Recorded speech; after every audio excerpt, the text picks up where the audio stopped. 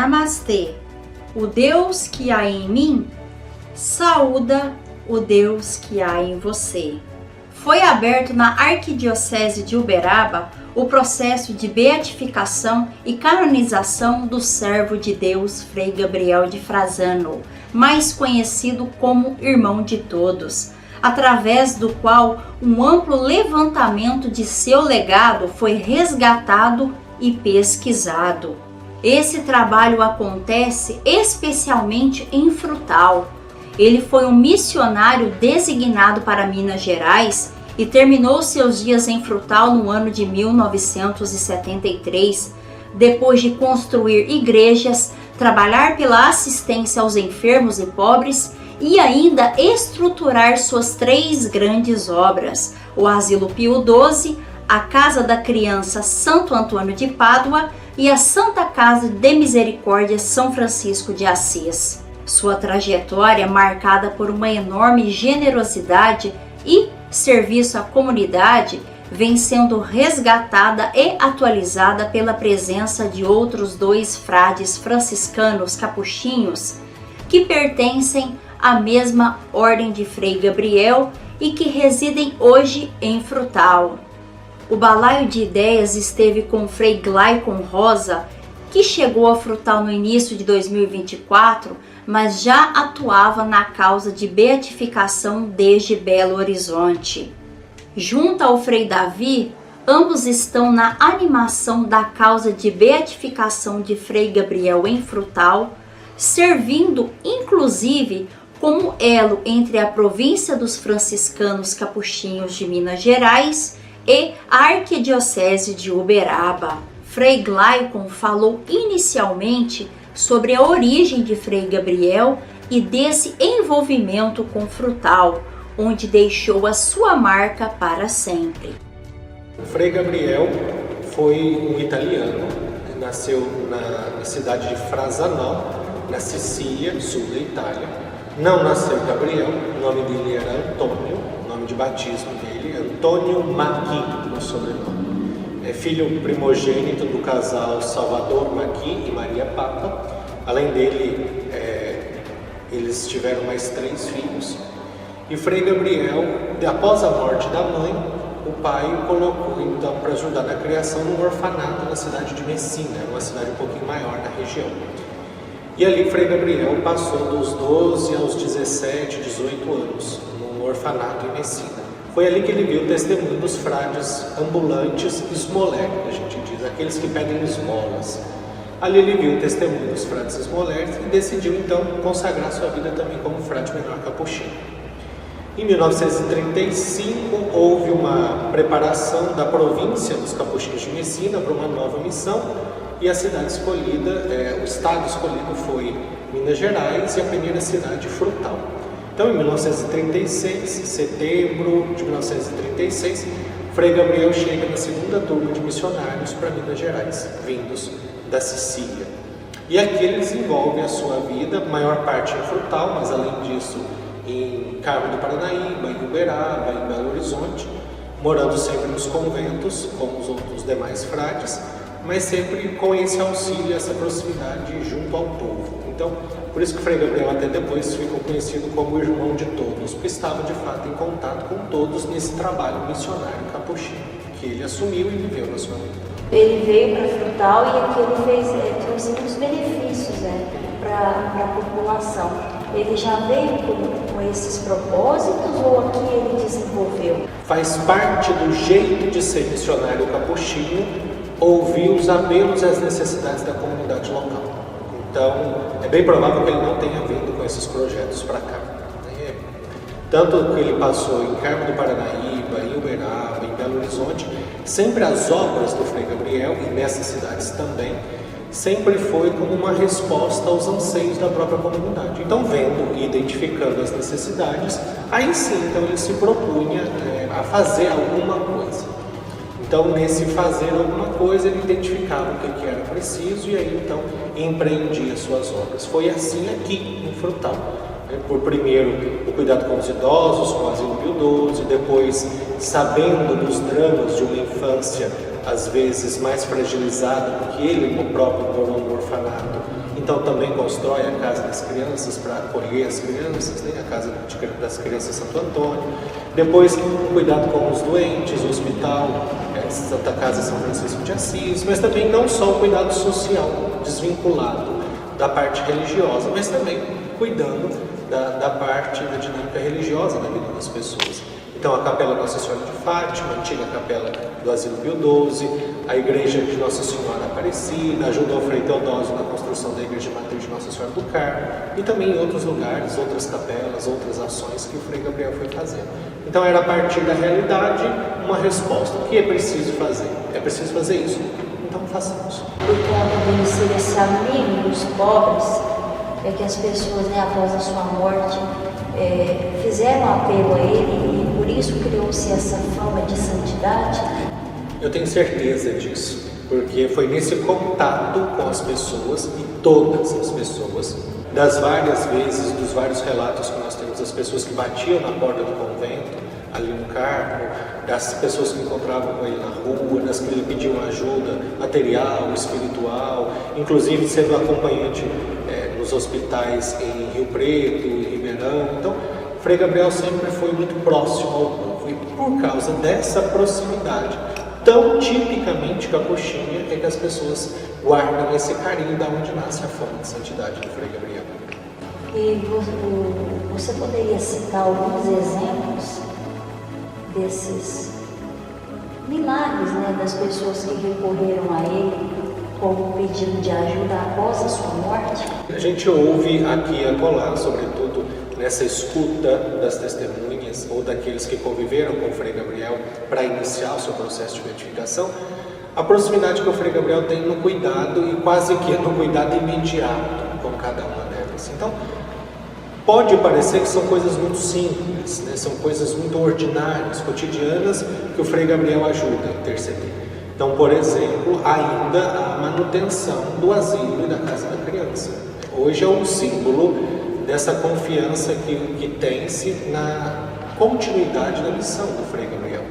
Então, tanto a irmã Cecília quanto a irmã Lourdine já disseram que quando precisa de alguma coisa, eles acodem ao Frei Gabriel, acorrem ao Frei Gabriel, e o Frei Gabriel ajuda, dali a pouco aparece uma coisa e se resolve, e o que estava faltando já não falta mais, e sempre aparece um benfeitor. Então, são esses pequenos sinais, porque no fundo, a gente não está querendo vislumbrar nesse momento, por exemplo, grandes causas, assim, grandes feitos do Frei Gabriel.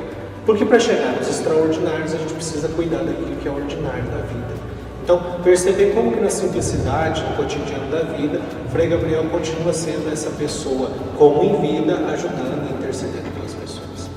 Então, no caso, os maiores exemplos são, no caso das irmãs, que ao se deparar com uma situação, elas pediam para ele e logo essa ajuda aparecia. Essa é entre tantas outras que a gente ouve das pessoas, né?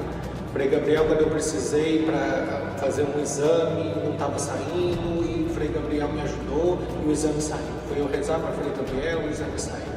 Eu precisava fazer uma consulta médica, estava com um problema sério de saúde, e eu rezei ao Frei Gabriel e deu tudo certo. Então, essa confiança das pessoas no auxílio do Frei Gabriel. Ele ajudou tanto quanto estava vivo, e agora, junto de Deus no céu, continua ajudando. Tem algum relato de cura? Nesse momento do processo, a gente não pode afirmar isso, porque isso seria adiantar os passos demais do processo. Então, se há qualquer, digamos assim, burburinho sobre uma cura realizada pelo Frei Gabriel, né, da intercessão do Frei Gabriel, então a gente tem que pegar os processos, e aí tem um estudo minucioso para dizer isso. Mas as pessoas no senso comum, na devoção popular, acreditam também em intercessão do Frei Gabriel algumas curas, algumas questões. Então, oficialmente, a gente não pode dizer, mas enquanto devoção popular, o povo traz também essa certeza de que o Frei Gabriel tem intercedido, inclusive por algumas curas. Por enquanto, no caso do Frei, está nesse processo de beatificação, já foi concluído? o processo é longo e ele tem fases a serem analisadas. Como é um reconhecimento ao se tratar da igreja, por primeiro em nível local e depois universal, o processo precisa ser bem analisado e precisa ser feito cada passo com a seriedade necessária. Então, depois de ouvir um clamor popular, uma confiança do povo atestando e dizendo que o Frei Gabriel tem essa fama de santidade, esse odor de santidade, então depois de tanto tempo, quase 50 anos depois do falecimento do Frei Gabriel, as pessoas ainda continuam cultivando isso. Foi quando a província dos Capuchinhos de Minas Gerais então decidiu abrir o processo de beatificação do Frei Gabriel. E aí tem uma série de autorizações, já de pesquisas prévias e autorizações. Como marca de um processo iniciado é que se recebe o epiteto de servo de Deus. Então, servo de Deus, Frei Gabriel de Frazanó, significa que o processo está em curso. E aí, a cada processo, a cada candidato à santidade, corre a partir de legislação canônica específica.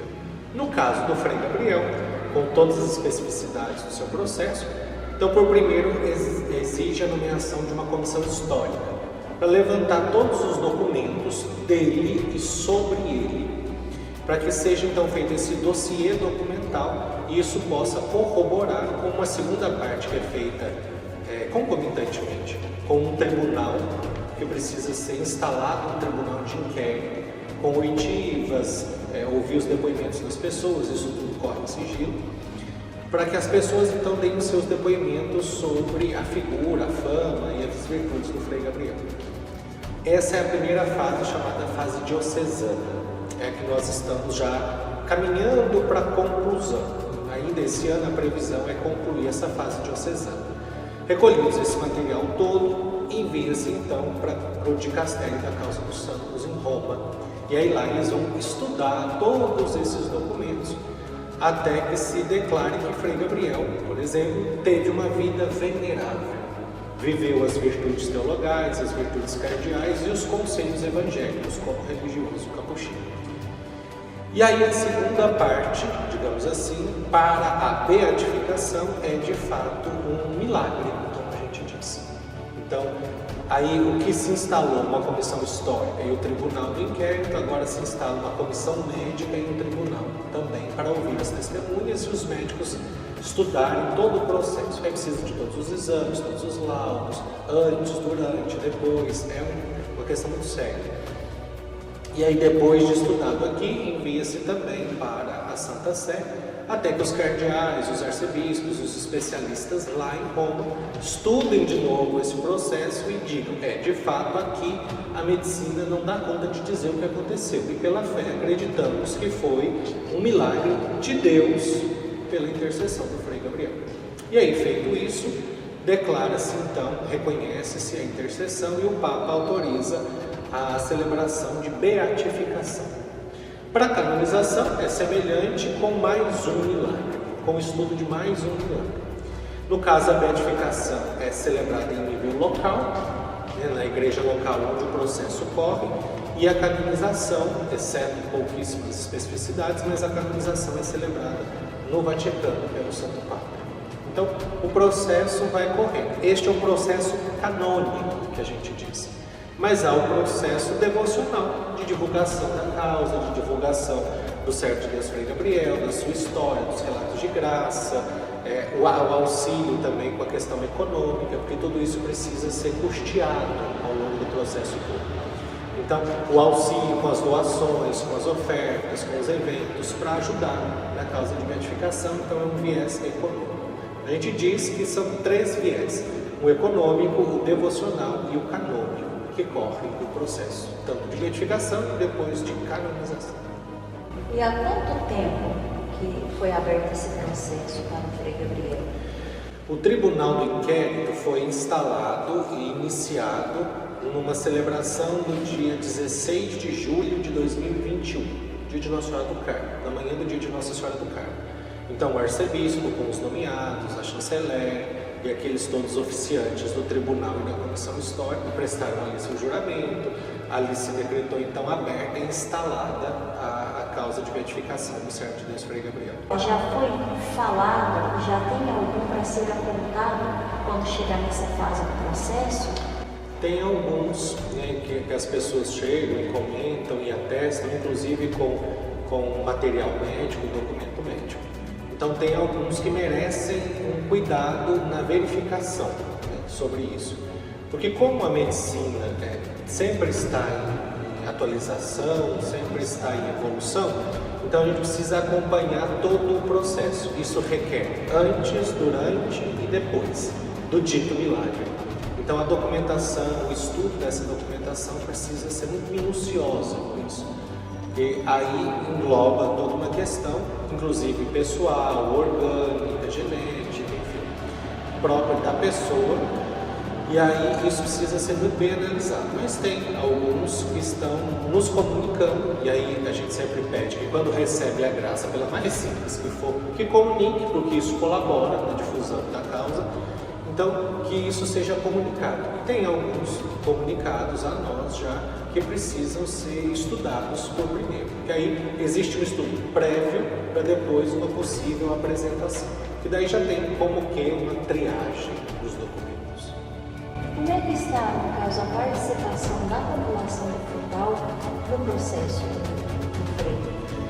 Muitos frutalenses, a maioria dos depoentes do processo, daqueles que foram entrevistados pelo tribunal, são daqui, são de Frutal. Porque conheceram o Frei Gabriel durante muito tempo, tem alguns relatos, conviveram com ele, então muitos depoentes estão aqui. Mas às vezes a gente percebe que, como é uma coisa tão própria, tão quase que característica de Frutal com relação ao Frei Gabriel, a gente vê que há um cuidado, um carinho muito grande. Mas, como eu dizia, há aqui um hiato histórico de quase uma geração de pessoas, de frutalenses, que cresceram sem a figura dos frades. E aí a referência quando se diz Frei Gabriel, nem tanto é o frade Frei Gabriel, mas hoje, por exemplo, o hospital Frei Gabriel. Então, qualquer coisa que se diz Frei Gabriel, não, é o hospital. Mas pera lá, tem uma pessoa por trás desse nome. Quem é a pessoa? Então, nesse processo de animação da causa do Frei Gabriel, é também para prestar atenção que atrás do Asilo Pio XII, atrás da Casa da Criança, atrás do Hospital Frei Gabriel, atrás das suas obras, existe uma pessoa. E nessa pessoa existem certos valores cristãos, católicos, franciscanos, capuchinhos, que podem ser propostos como caminho para se chegar ao céu, ou caminho de santidade. Então, das pessoas mais antigas, isso é muito fácil de ouvir, esses relatos de carinho, não só em Frutal, mas na região, né? Como ele saía fazer as suas campanhas, então na região, mas da juventude, digamos. Agora, dos adultos nascidos de 1990 até 2024, alguns, quando a gente fala de Frei Gabriel, pensam por primeiro no hospital. Também tem essa questão de animação e de atualização do conhecimento de quem é esse que no passado contribuiu tanto para a cidade. Frei, como é a emoção de ter sido escolhido para poder vir aqui e ajudar nesse processo, nessa busca dos milagres de Frei Gabriel? É uma grande graça e uma grande responsabilidade, né, por estar em Frutal, sendo responsável junto com outro Frei que mora aqui, o Frei Davi, de sermos animadores desta causa em Frutal, na região, na Arquidiocese de Uberaba, mas também de acompanhar um pouco mais próximo a questão de todo o processo histórico, porque eu também faço parte da Comissão Histórica do Tribunal, de análise dos documentos, mas também de ouvir e coletar esses relatos de graças recebidas pelas pessoas, para que depois possa ser apresentado então ao novo tribunal desse processo. É uma alegria, e o ano passado eu digo que eu recebi uma graça do Frei Gabriel, porque eu pude estar na cidade de Frazanó. Eu fui pegar os últimos documentos que faltavam na cidade onde o Frei Gabriel nasceu. Eu pude conhecer a sua cidade, a casa onde ele morou, os concidadãos de Frazanó, e aí eu pude meio que fazer o caminho de Frei Gabriel, de Frazanó a Frutal. Então eu estive em Frazanó em outubro do ano passado, E depois, logo quando eu voltei para Belo Horizonte, no mês de novembro, o ministro provincial me comunicou da minha transferência para Frutal, para cuidar da paróquia do Menino Jesus de Praga, Frutal e também da causa de beatificação. Então, parece que é mão do Frei Gabriel que vai conduzindo, que vai animando, né? E a gente, com esse carinho tão próprio que a gente vai aprendendo das pessoas, a gente vai também animando a causa. E é isso também não só no nível local, enquanto arquidiocese, cidade e região, mas isso enquanto nível de Minas Gerais e Brasil. Porque junto com os capuchinhos do Brasil, né, somos aproximadamente um pouco mais de 1000 capuchinhos no Brasil, nós também divulgamos e colaboramos na difusão das causas de beatificação que nós temos. Hoje são, se eu não me engano, 9 frades capuchinhos em processo no Brasil. E o Frei Gabriel é um deles. E também com a questão das presenças das capuchinhas em Minas Gerais, a gente sempre vai animando, organizando. Por exemplo, no próximo dia 19 de outubro, nós teremos a 3ª edição da Romaria Franciscana até Frutal.